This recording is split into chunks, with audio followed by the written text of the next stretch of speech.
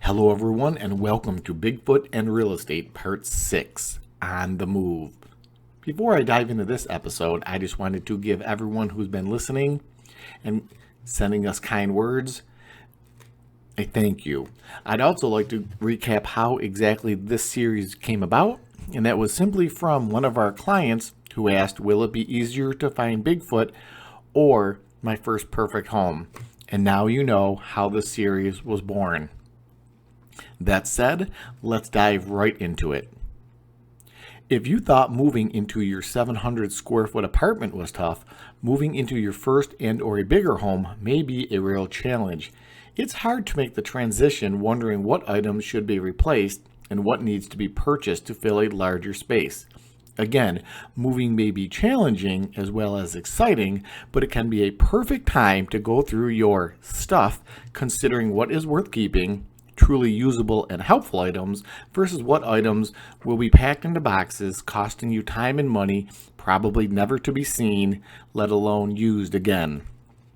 Perhaps a yard sale, or utilizing one of those mobile applications to speed up the sale process of said items. Either way, the goal is to reduce the number of needed moving boxes and increase the dollars in your pockets. I'm not sure if Bigfoot exists, and if so, what they may consider as keepers, nor do I know if they use currency or the barter system, but I have to believe if something holds no value to its owner, when it's time to move on, that's the perfect time to get what you can for them, or perhaps donate them to somebody who could utilize said materials.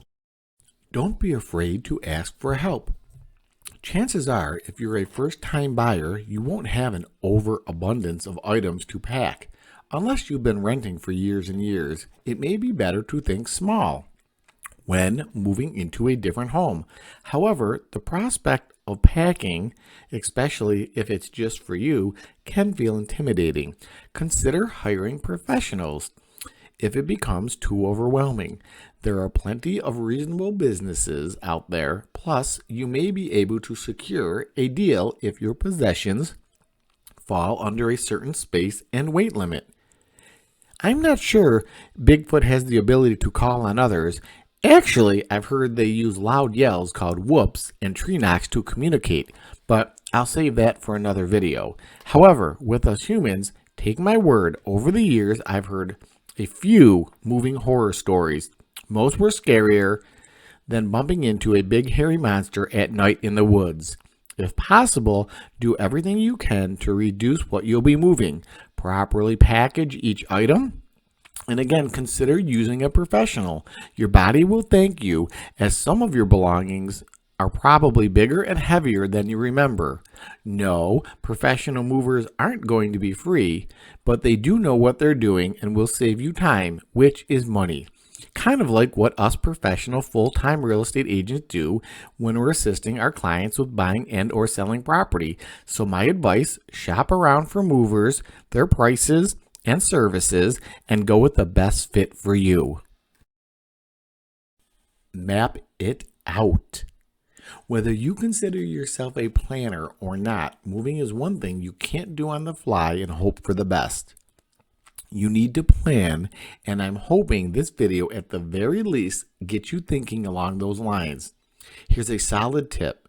Start Operation Move Out by taking a picture of each room in your current space, so you will remember how each item was organized.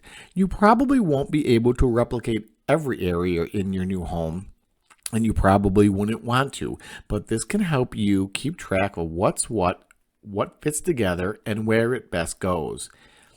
It will also be a good idea to look at the floor plan of your new home and map that out, where the biggest items will go, so you know exactly where to put them on move-in day. If you'd like to take this to another level, and we offer this to our buyers prior to them closing on their soon-to-be new house, usually on the final walkthrough, and if you're not working with a real estate agent, you can do this just the same on your own. Ready? Write down or take down the measurements of the rooms, not just for your move, seeing what will fit versus what you thought would fit, but I am positive you will refer to this data a few times over the ownership of your new property. In fact, when we list properties for sale, we ask our sellers to provide us with this information if they have it. If not, we will actually measure the property out to make sure it's available for potential buyers to view. I wonder if Bigfoot has a measuring device, or does he just walk off each room using, well, you know, his feet. Hello everyone, I'm Shawn Rogers, Realtor and lead of the MisterRogersHomes team here in the Valley of the Sun. If you're thinking about buying, selling, renting, or investing, please reach out to us. We would be happy, actually honored to get you moving. As always, thank you for watching our videos and supporting our channel. Remember to keep a lookout for other links to videos that we think you'll enjoy.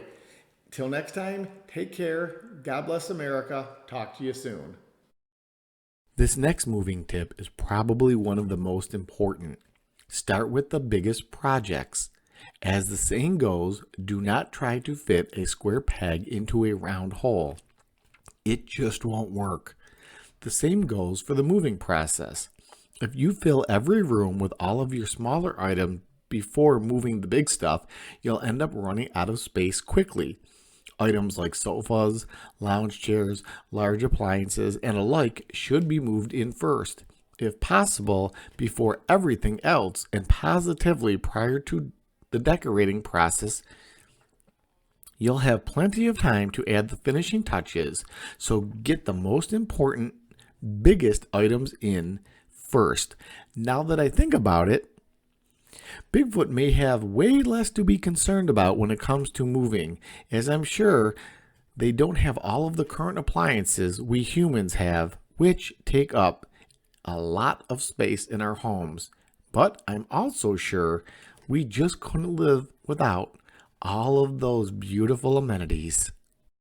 We've come to the last section of Bigfoot and Real Estate, Part 6, On the Move, and that is give yourself time. If you think you can move in one day, think again. The thought of spending weeks of your life in limbo between your old space and your new home sounds pretty miserable, but not more miserable than trying to cram weeks worth of moving into 24 hours. If you have the luxury of moving items little by little, please take advantage of that. If you feel rushed, you're bound to make mistakes or forget something essential. Taking your time is a much more realistic approach to having a successful transaction. And here's my final professional real estate moving tip. When buying and perhaps selling at one time, part of the big picture, directly and exactly for the above reason, we suggest reviewing and discussing a realistic time frame when it comes to how much time you'll need between moving out and moving in, as moving once is one thing. Having to do it more than once usually isn't the best game plan. Sure, it happens, but as the saying goes, if you fail to plan, your plan will fail. That said, I hope you enjoyed this episode, and I look forward to your comments and questions. Take care and talk to you soon.